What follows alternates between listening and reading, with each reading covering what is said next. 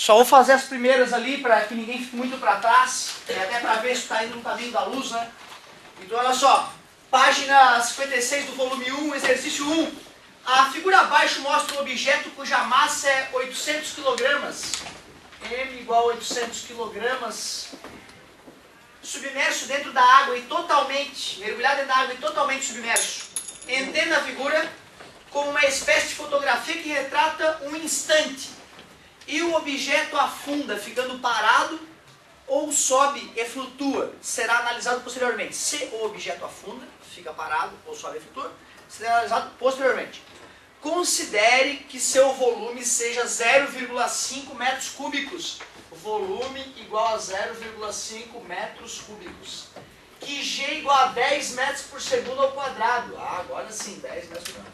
E que a densidade da água, 1 grama por centímetro cúbico, que é o mesmo que 1 vezes 10 na 3 quilogramas por metro cúbico. Importante saber essa transformação aí para questões desse tipo, já deu para perceber, né?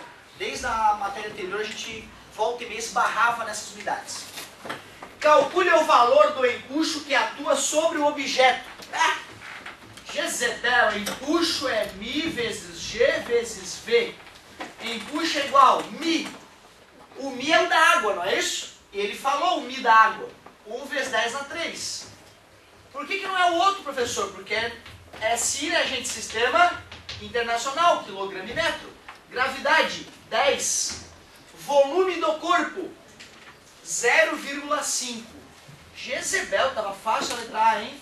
Então vai ficar 10 vezes 0,5 é 5. 5 vezes 10 na 3. Ou, se tu preferir, 5.000 newtons, já que empuxo é uma força. Legal. Letra B.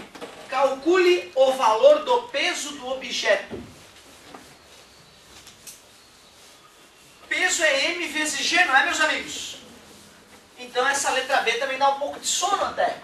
Letra B. Peso igual a M vezes G. Uma observação que eu estava querendo fazer. É claro que assim eu fico muito orgulhoso o aluno que faz os exercícios no caderno, organizado, tal, show de bola. Mas uma observação importante, vocês percebem essas pontilhadas que a apostila traz? Aquilo ali é para treinar o aluno a resolver naquele espaço, de maneira organizada, porque em concursos, em vestibulares, discursivos, tu não tem um espaço infinito para resolver. É um espaço curto, pequeno. Então, de repente, uma dica para quem tem dificuldade em terminar a prova no tamanho correto, em fazer a coisa, use aqueles espacinhos, tipo a questão 5, ó. O cara tem que ser super organizadinho para poder fazer a questão 5 naquele quadradinho ali. Ó. O cara tem que saber conservar o espaço. Essa era uma coisa que eu pecava muito nisso. Alguns alunos eu percebo que são mestres nisso, outros eu percebo que tem dificuldade. Quem percebe que tem dificuldade, começa a usar aqueles quadradinhos uma vez ou outra, para ir se acomodando a fazer organizado e pequenininho, certo? Uma coisa que pode ser diferente aí no futuro, fazer diferença. Então, letra B também deu sono. Letra C, respira fundo. Calcule o peso aparente do objeto. Ele até deu a dica, já que está no começo da matéria. Ó. Peso aparente é peso menos empuxo. Peso aparente é 8.000, que é o peso, menos 5.000. Peso aparente, 3.000 newtons, ou 3 vezes 10 na 3 em notação científica. Bem mais fácil aquele que eu fiz, né? Bem mais gostoso. Comparando-se os valores do peso e do empuxo, conclui-se que o corpo sobe, desce ou fica em equilíbrio? Claro. O corpo desce. Se tu quiser completar, pois a força resultante é para baixo. Pois a força resultante é para baixo. Para baixo. Que beleza. Só vou fazer mais aí, hein? Porque eu vi que tem alguns ali que estão lá por aí ainda. Tem que dar uma agilizada, hein? Calcule a densidade do corpo. Lógico, calcular a densidade. O que seria densidade? Densidade é massa sobre volume, massa do corpo. 800 kg. Volume 0,5 metros cúbicos. Dividir por 0,5 é o mesmo que multiplicar por 2. 1.600 kg por metro cúbico. Deixa eu ver, quem é que já fez a letra F aí? Levanta a mão. Ah, não vou resistir. Não resisto. Letra F. Comparando os valores das densidades do corpo e do fluido, água, qual deles apresenta a maior densidade? Qual? Hã? O corpo apresenta a maior densidade.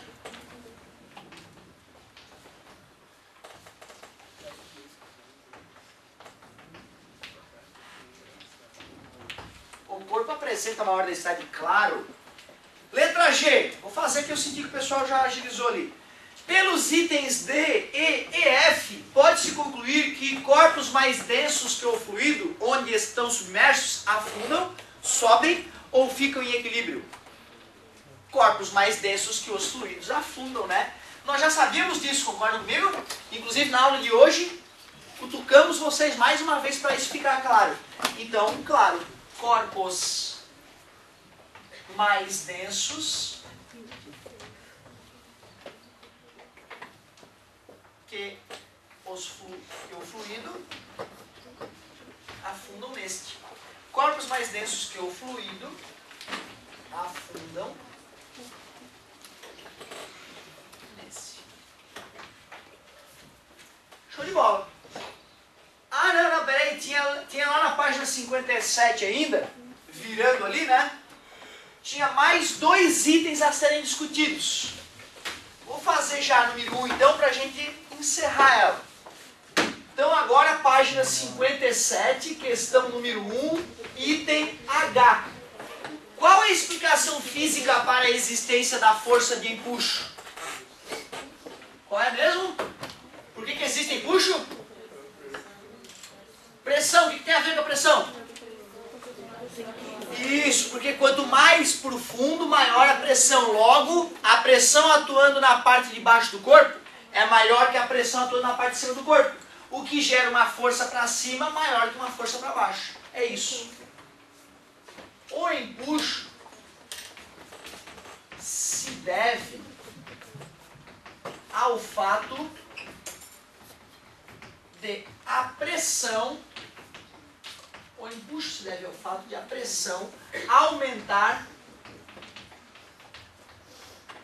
com a profundidade. O empuxo se deve ao fato de a pressão aumentar com a profundidade. Assim, na parte inferior do objeto, a pressão é maior e, portanto, a força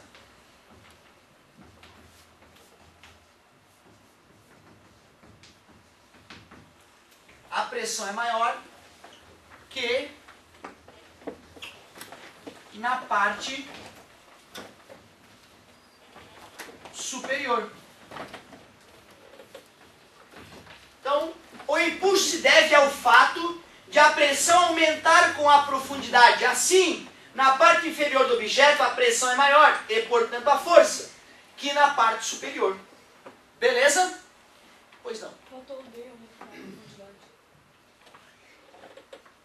Assim, não. Aqui. A pressão aumentar com a profundidade.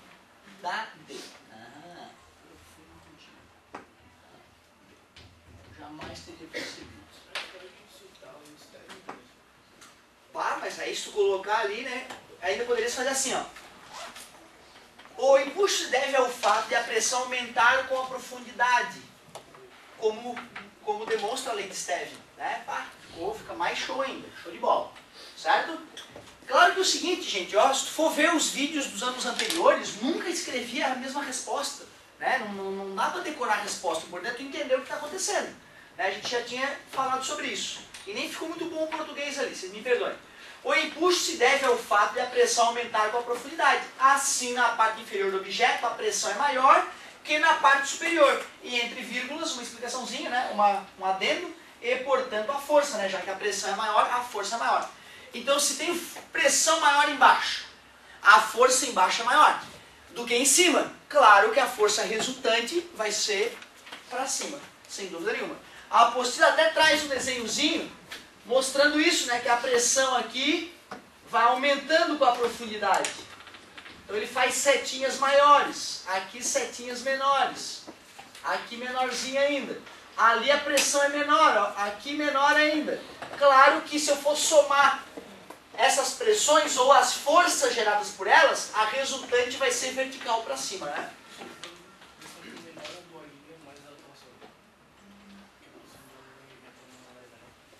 Pois é, mas aí é que tá. Tu vê que nas fórmulas não entra área. Porque o que importa é o volume, na verdade, né? Porque se a área é grande embaixo, vai ter que ser grande em cima para finalizar, né, o corpo. Não tem como tu fazer... E assim, se tu fizer uma superfície plana embaixo e plana em cima, vai ter uma certa área. Se tu quiser aumentar aquela área, automaticamente tu tem que aumentar o volume também, né? Se tu quiser fazer uma ponta lá na parte de baixo, não tem como... O mais importante no formato de um navio é para que ele corte as águas gastando menos combustível. Né? Porque no final das contas, quanto maior o volume do navio, mais carga ele pode levar. Mas quanto maior o volume do navio, maior vai ser o arraste. Então o segredo do projetista de casco de navio é descobrir um shape de navio, né, que faça o arraste ser o menor. Mas não pode comprometer a carga do navio, né? Senão não faz sentido. Né? Então o empuxo ali, no final das contas, depende do volume. O formato a gente tem que dar pensando na aerodinâmica do negócio. Aliás, uma curiosidade, né? 2 fatos aí interessantes sobre navios que revolucionaram essa área de transporte nos últimos anos. Um alemão, se não me engano, inventou uma pipa para navio, certo? Então o cara vai lá, uma pipa, tipo essas de kitesurf mesmo, não sei se você já viu, a galera fazendo kitesurf. A pranchinha com uma pipa, perfeito para amputar um membro aquilo lá. O cara que não manja vai passear com aquilo, aí o vento dá uma rebordose, ele não domina a pipa, que é o mais delicado. O fio enrola no braço, né? E já que o fio é fininho, gera uma grande pressão e amputa o braço do amigo. Muitos casos de amputação com kitesurf. Acho um esporte incrível, mas fiquei meio cabreiro depois que eu fiquei sabendo dessa. Outra chance de morte do kitesurf. O cara está com a vela errada no dia errado, bateu o vento aumentou muito, está com uma vela muito grande para pouco vento. E aí não tem o dispositivo que se libera emergencialmente do equipamento. O vento leva o cara lá para PQP e quando ele cai, quando não é um paraquedas, é uma vela, morre com a queda também, mesmo cair na água. Você deve saber que a partir de uma certa altura de queda, cair na água não faz a menor diferença do que cair no concreto. Certo? Então, voltando ao navio. Pipa para navio. Que idiota, professor, uma pipa de navio. Bicho, mas uma pipa dessas, né, uma senhora pipa, né, não é uma pipa de kitesurf, é um super kitesurf, digamos, né, faz economizar 10% do combustível do navio na viagem. E lembrem vocês que o navio lá consome, né, algo em torno de, se eu não me engano, quanto é que era por hora? 10 mil litros, né, de combustível por hora, certo? Que um navio consome. E aí tu tira 10% disso no final da viagem, o transporte fica muito mais barato, certo? E uma outra coisa interessante que eu vi esses dias em projetistas de navio, os caras inventaram um navio aí, um dos grandes ultimamente, que a proa dele tem umas ondulações que gera uma interferência destrutiva com a onda que bate nele, com a onda que ele mesmo produz. Assim tu gera uma economia de energia bizarra.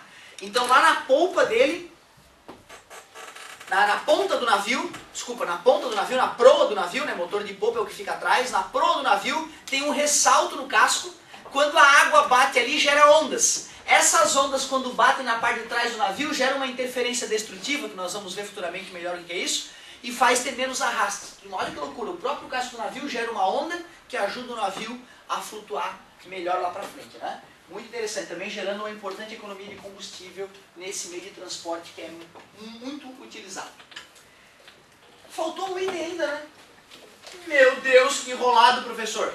Toda a força, ITI, toda a força surge a partir da interação entre dois corpos. É verdade, tem as forças de contato, um corpo encosta no outro, e tem as forças de campo. Força eletromagnética, né? Força elétrica, força magnética e força gravitacional. Mesmo sem contato, ela existe. Força de contato, força de campo. O peso, por exemplo, é consequência da interação gravitacional entre o corpo e o planeta. No caso do empuxo, quais são os corpos que interagem? o corpo, exatamente, que foi mergulhado, e o líquido, o fluido que está em contato nele. Exatamente, parabéns. É isso mesmo, perfeito. Então, o último item, o corpo e o fluido.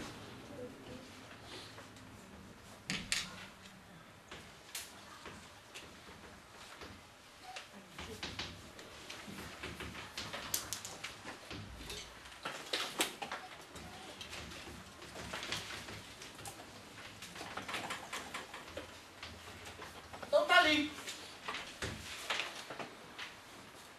No caso do empuxo, quais são os corpos que interagem? O corpo submerso e o fluido no qual está submerso. É o contato entre o líquido e o corpo que gera o empuxo. Pode continuar te divertindo aí, show de bola. Galera que já está quase acabando, hein?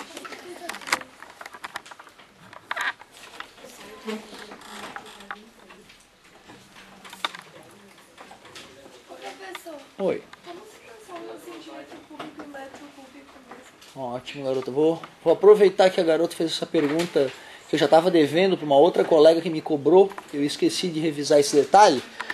Não vou nem pausar o vídeo. Vou só mostrar ali para a galera essa história da transformação de unidade, que é bem importante a gente dominar isso o quanto antes. Ó, não se esqueçam que essa ideia que eu vou passar para vocês, transformação de unidade, serve para todo tipo de unidade, gente. Não é só de grama, ou litro, ou reais, ou pessoas, serve para tudo. Então é um sistema internacional. Tem a unidade padrão que tu coloca ali, aí depois 10 vezes menor, 100 vezes menor, 1000 vezes menor, 10 vezes maior, deca, hecto, 100 vezes maior, 1000 vezes maior, o quilo, beleza? Quando a gente está falando de centímetro, metro cúbico e centímetro cúbico. Esse cúbico mostra que a grandeza foi usada 3 vezes. Esse C aqui é de 100 vezes menor, não é isso? Então metro cúbico é igual a 10, já que esse cara é 100 vezes menor, eu tenho que multiplicar ele por 100 para poder igualar com o cara que é maior, não é isso? Então vai ser 10 na 2 metros. Já que ele é 100 vezes maior, 10 na 2 metros. Beleza? Só que é elevado ao cubo. Esse que é o problema, ele é elevado ao cubo. E quando a gente faz potência de potência, tem que multiplicar os expoentes, não é isso? Então 1 metro cúbico é 10 na 6 centímetros cúbicos. 1 metro cúbico é 1 milhão de centímetros cúbicos. Claro, né? Porque para passar de 1 metro para 1 centímetro, é só fazer vezes 100. Só que ao cubo ele foi usado 3 vezes. Então é 100 vezes 100 vezes 100. 100 vezes 100, 10 mil, vezes 100, 1 milhão. Certo? Mas é mais fácil tu lembrar que aquele Czinho significa 100 vezes menor. Ou seja, tem que multiplicar por 100 para poder igualar, né? 10 na 2. Só que foi elevado ao cubo. Por isso ficou 10 na 6. Então, essa técnica pode ser usada para qualquer uma das outras unidades. Sem problema nenhum. Inclusive metro quadrado, metro ou metro, centímetro.